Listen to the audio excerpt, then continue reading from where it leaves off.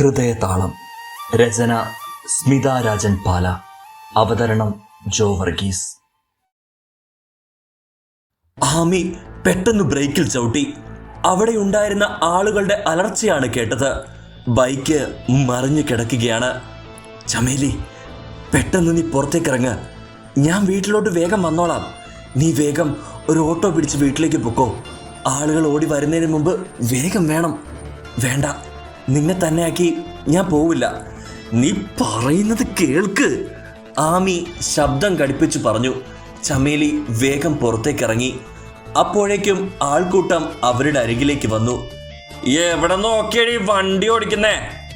ആരൊക്കെയോ ആക്രോശിച്ചു. ആരൊക്കെയോ ചേർന്ന് ബൈക്കുകാരനെ പിടിച്ച് എഴുന്നേൽപ്പിച്ചു. ചമേലി പെട്ടെന്ന് ആൾക്കൂട്ടത്തിൻ്റെ ഇടയിലേക്ക് കയറി. അയാൾക്ക് കാര്യമായി ഒന്നും പറ്റിയിരുന്നില്ല. ആമി വണ്ടിയിൽ നിന്ന് ഇറങ്ങി അയാളുടെ അരികിലേക്ക് നടന്നു. വാ, നമുക്ക് ആശുപത്രിയിലോട്ട് പോകാം. എന്നിട്ട് ഞാൻ പോലീസ് സ്റ്റേഷനിൽ വിവരം അറിയിക്കാം. അയ്യോ മാഡം, വേണ്ട, എനിക്ക് പരാതിയൊന്നുമില്ല. എനിക്ക് കുഴപ്പമില്ലെന്നേ. ഞാൻ പൊക്കോളാം. തനിക്ക് പരാതിയൊന്നും ഇല്ലായിരിക്കും. പക്ഷേ ഇവിടെ നിൽക്കുന്ന ഈ ജനങ്ങളുണ്ടല്ലോ, നാളെ പുതിയ റീൽ ഇറക്കും. ഒരു ചെറുപ്പക്കാരനെ വണ്ടി ഇടിപ്പിച്ച് കടന്നു കളഞ്ഞ വിരുദ എന്നായിരിക്കും അവരെഴുതി പിടിപ്പിക്കുന്നത്. എന്തിനാ ഏറെ പറയുന്നേ? ഇവിടെ നിന്ന ആളുകള് ആരെയാണ് കുറ്റം പറഞ്ഞത്? ഇനി താനൊന്ന് പറഞ്ഞേ, ആരുടെ കയ്യിലായിരുന്നു തെറ്റ്? വളവിൽ ഓവർടേക്ക് ചെയ്ത വണ്ടിയുമായി വന്നത് ആരാണ്? ആയൊക്കെ പോട്ടെ, എന്തായാലും വാ, ആശുപത്രിയിലോട്ട് പോവാം, ആമി പറഞ്ഞു. അപ്പോഴേക്കും ചമേലി മുന്നോട്ടേക്ക് വന്നു. ഇവന്റെ ഭാഗത്താണ് മിസ്റ്റേക്ക്. ഞാൻ വേഗം പോലീസ് സ്റ്റേഷനിലോട്ട് വിളിക്കാം. ഞാനൊരു അഡ്വക്കേറ്റാണ്. അതും കൂടി കേട്ടപ്പോൾ ബൈക്കുകാരൻ പെട്ടെന്ന് എഴുന്നേൽക്കാൻ ശ്രമിച്ചു. വേണ്ട, എനിക്കൊരു പ്രശ്നമില്ല, ഞാൻ പൊക്കോളാം. നിങ്ങളുടെ ഭാഗത്ത് ഒരു തെറ്റുമില്ലെന്നേ അവൻ ആമിയോട് പറഞ്ഞു. ആഹാ, ഇവളും നിങ്ങളുടെ കൂടെ ഉണ്ടായിരുന്ന ആളല്ലേ? ആൾക്കൂട്ടത്തിലുണ്ടായിരുന്ന ഒരാൾ ആമിയുടെ നേരെ നോക്കി പറഞ്ഞു. തൻ്റെ കണ്ണിന് എന്തെങ്കിലും കുഴപ്പമുണ്ടോടോ? ഞാൻ തനിച്ചാണ് വണ്ടി ഓടിച്ചു വന്നത്. പോലീസ് സ്റ്റേഷനിലോ ആശുപത്രിയിലോ എവിടെ വേണമെങ്കിലും പോകാനും ഞാൻ തയ്യാറാന്നേ. 2-3 ചെറുപ്പക്കാർ വീഡിയോ പിടിക്കുന്നുണ്ടായിരുന്നു. അതിനിടയിൽ ആരോ ഒരാൾ പോലീസിൽ വിവരമറിയിക്കുകയും ചെയ്തു. അതുകൊണ്ട് തന്നെ വേഗം പോലീസ് എത്തി. ബൈക്കുകാരൻ പെട്ടെന്ന് ബൈക്കിലേക്ക് കയറാൻ ശ്രമിക്കുന്നുണ്ടായിരുന്നു. അവന്റെ ധൃതിയും മുഖത്തെ പേടിയും കണ്ടപ്പോൾ ചമേലിക്ക് എന്തോ ഒരു പന്തികേട് തോന്നി. പോലീസുകാർ അങ്ങോട്ടേക്ക് വന്നു. അവർ ആമിയോടും അവിടെ കൂടി നിന്നവരോടും കാര്യം അന്വേഷിച്ചു. ചിലർ ആമിയുടെ ഭാഗത്തു നിന്നാണ് സംസാരിച്ചത്. മറ്റു ചിലർ അവനെ മനഃപൂർവ്വം അവൾ ഇടിപ്പിക്കാൻ ശ്രമിച്ചു എന്ന തരത്തിൽ സംസാരിച്ചു. ബൈക്കിൽ കയറി പോകുവാൻ തുടങ്ങിയ അവനെ ഒരു പോലീസുകാരൻ പിടിച്ചിറക്കി. ചമേലി പോലീസുകാരൻ്റെ അടുത്ത് ചെന്ന് സ്വയം പരിചയപ്പെടുത്തി. എന്നിട്ട് ബൈക്കുകാരനെ കൂടുതൽ ചോദ്യം ചെയ്യണമെന്ന് അഭ്യർത്ഥിച്ചു. ആമിയുടെ ഭാഗത്താണ് ശരിയെന്നും അവൾ പറഞ്ഞു. അതിനിടയിൽ അവരുടെ അരികിൽ നിന്ന് അവൻ ഓടാൻ ശ്രമിച്ചു. കാലുകൾ വലിച്ചു വലിച്ച് അവൻ അതിന് കഴിഞ്ഞില്ല. ഒരു പോലീസുകാരൻ വേഗം അവൻ്റെ ബാഗ് പരിശോധിച്ചു. അതിൽ കുറച്ച് മുഷിഞ്ഞ വസ്ത്രങ്ങൾ മാത്രമേ ഉണ്ടായിരുന്നുള്ളൂ. ബൈക്ക് പരിശോധിച്ചിട്ടും ഒന്നും ഉണ്ടായിരുന്നില്ല. പക്ഷേ അവൻ്റെ മുഖത്തെ പരിഭ്രമം ചമേലി ശ്രദ്ധിക്കുന്നുണ്ടായിരുന്നു.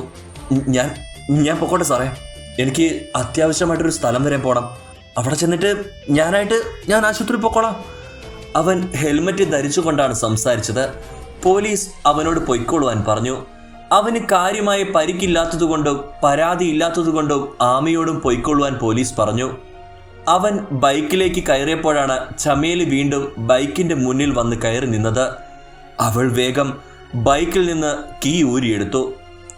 സാർ, ഇങ്ങനെ വയ്യാണ്ടിരിക്കുമ്പോൾ അവനെ തനിയെ വിടുന്നത് നല്ലതല്ല.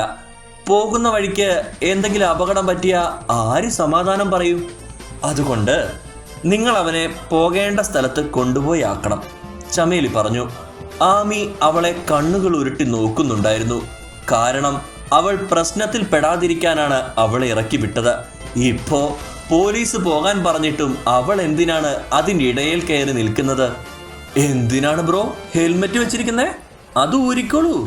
ജീപ്പിൽ പോകുമ്പോ അതിൻ്റെ ഒന്നും ആവശ്യമില്ലടോ. അവൻ പക്ഷേ ഹെൽമെറ്റ് ഊരാൻ കൂട്ടാക്കിയില്ല. അവൾ ആ പോലീസുകാരനെ കണ്ണുകൊണ്ട് ആംഗ്യം കാണിച്ചു. പോലീസുകാരൻ പെട്ടെന്ന് ഹെൽമറ്റ് അവൻ്റെ കയ്യിൽ നിന്ന് ഊരി വാങ്ങാൻ ശ്രമിച്ചു. അവൻ പോലീസുകാരനെ തള്ളി മാറ്റി ഓടാൻ ശ്രമിച്ചു. അത് പ്രതീക്ഷിച്ചിട്ടെന്ന പോലെ ചമേലി അവിടെ നിന്നത്. അവൾ കാലുകൊണ്ട് അവനെ തട്ടി വീഴ്ത്തി. നിലത്തേക്ക് വീണ അവൻ്റെ തലയിൽ നിന്ന് ഹെൽമറ്റ് തെറിച്ചുപോയി. അതിൽ നിന്ന് ചില പാക്കറ്റുകൾ പുറത്തേക്ക് തെറിച്ചു വീണു.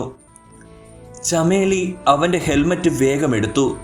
അതിൽ നിന്ന് തെറിച്ചു വീണ ഒരു പാക്കറ്റ് കൂടെ ഉണ്ടായിരുന്ന പോലീസുകാരൻ കണ്ടു. അദ്ദേഹം അതെടുത്തു. അത് പരിശോധിച്ചപ്പോൾ തന്നെ അത് മയക്കുമരുന്നാണെന്ന് അദ്ദേഹത്തിന് മനസ്സിലായി. ചമേലി ആ ഹെൽമറ്റ് പരിശോധിക്കുകയായിരുന്നു. അതിനുള്ളിൽ വള്ളി പോലെ എന്തോ കെട്ടിയിട്ടുണ്ട്. അതിൽ ഓരോ പാക്കറ്റുകൾ തിരികെ വെച്ചിരിക്കുകയാണ്. ആ വള്ളിയും പാക്കറ്റും ഒരു ചെറിയ ക്ലിപ്പ് കൊണ്ട് ബന്ധിച്ചിരിക്കുന്നു. അപ്പോഴേക്കും മറ്റു പോലീസുകാർ കൂടി അങ്ങോട്ടേക്ക് വന്നു. അവർ രണ്ടുപേരും ചേർന്ന് ആ പയ്യനെ എഴുന്നേൽപ്പിച്ചു. നീ കൊള്ളാലോട ചക്ക, ഇത്ര തിടുക്കത്തിൽ എങ്ങോട്ടായിരുന്നു? ആർക്കാ ഇത് എത്തിച്ചു കൊടുക്കേണ്ടിയിരുന്നത്? ആ രംഗങ്ങൾ കണ്ടപ്പോൾ അവനെ സപ്പോർട്ട് ചെയ്യാൻ വന്നിരുന്ന മനുഷ്യർ പുറകോട്ട് വലിഞ്ഞു. പോലീസുകാർ അവനെ ജീപ്പിൽ കയറ്റി കൊണ്ടുപോയി. ആളുകൾ പിരിഞ്ഞുപോയി. ആമി ഒരു പുഞ്ചിരിയോടെ ചമേലിയെ നോക്കി. വക്കീൽ ബുദ്ധി പ്രവർത്തിച്ചു അല്ലേ? അവൻ്റെ നോട്ടം കണ്ടായിരുന്നോ മോള്? അവൻ പുറത്തിറങ്ങുമ്പോ നിന്നെ തീർത്ത് കളയാനുള്ള ദേഷ്യമുണ്ട് അവന്. എൻ്റെ ചരണിനെ പോലെ അല്ലേ? എന്തിനാണ് കുട്ടികൾ സ്വയം ഇങ്ങനെ ഭാവി നശിപ്പിക്കുന്നത്? ക്യാഷിന് വേണ്ടി അവരെന്തും ചെയ്യും. എന്തായാലും പോലീസ് സ്റ്റേഷനിൽ പോയി അവൻ്റെ ഡീറ്റെയിൽസ് ഒന്ന് കളക്ട് ചെയ്യണം. ആ പോലീസുകാരൻ്റെ നമ്പർ എൻ്റെ കയ്യിലുള്ളതാണ്, ഞാൻ ചോദിച്ചോളാം, ചമേലി പറഞ്ഞു. വീട്ടിൽ ചെന്നപ്പോൾ നേത്ര കോഫി ഉണ്ടാക്കി വെച്ചിരുന്നു. 3 പേരും പെട്ടെന്ന് റെഡിയായി. അതിനിടയിൽ ചമേലി പോലീസ് സ്റ്റേഷനിലേക്ക് വിളിച്ച് വിവരങ്ങൾ തിരക്കിയിരുന്നു. എഞ്ചിനീയറിംഗ് സ്റ്റുഡൻ്റ് ആണ്. കോളേജിന് മുമ്പിലുള്ള കടയിലെ പയ്യൻ വഴിയാണ് ഇവരുമായുള്ള ബന്ധം. ഇതിൻ്റെ പിന്നിൽ വലിയൊരു മാഫിയ സംഘമുണ്ട്. ഇങ്ങനെയുള്ള കുട്ടികളെ പിടിച്ചു കഴിഞ്ഞാൽ ഒന്നെങ്കിൽ അവർ കൊല്ലും, അല്ലെങ്കിൽ കുട്ടികൾ തനിയെ ആത്മഹത്യ ചെയ്തുവെന്നതുപോലെ ആക്കി തീർക്കും.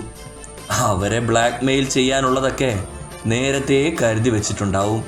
ചമേലിക്ക് അവൻ്റെ കാര്യം ഓർത്തപ്പോൾ വിഷമം തോന്നി. ജസ്റ്റിനും സോഫിയയും കൃത്യസമയത്ത് തന്നെ എത്തി. രണ്ടുപേരും വലിയ സന്തോഷത്തിലായിരുന്നു. എയർപോർട്ടിലേക്ക് പോകും വഴി ജസ്റ്റിൻ എന്തൊക്കെയോ ചമേലിയോട് പറയുന്നുണ്ടായിരുന്നു. ചമേലി അതിനുള്ള സൊല്യൂഷൻ കണ്ടെത്തിയെന്ന് അവൾ അവനോട് പറഞ്ഞില്ല. എയർപോർട്ടിലേക്ക് കയറും മുമ്പ് അവർ ഒരു ഹോട്ടലിൽ നിന്ന് ആഹാരം കഴിച്ചു. പിന്നെ ആമിയോടും നേത്രയോടും യാത്ര പറഞ്ഞ് അവർ അകത്തേക്ക് കയറി. ചമേലി ഒരു ബ്ലാക്ക് ജീൻസും ഒരു പിങ്ക് കളറുള്ള ക്രോപ്പ് ടോപ്പുമായിരുന്നു വേഷം. മുടി പോണി ടെയിൽ കെട്ടിയിരിക്കുകയാണ്. ഒരു കൂളിംഗ് ഗ്ലാസ് വെച്ചിട്ടുണ്ട്. ഫ്ലൈറ്റിൽ കയറിയപ്പോൾ തന്നെ അവൾ ഉറങ്ങാൻ തുടങ്ങി. അതിനു മുമ്പ് ജോയെ വിളിച്ചിരുന്നു.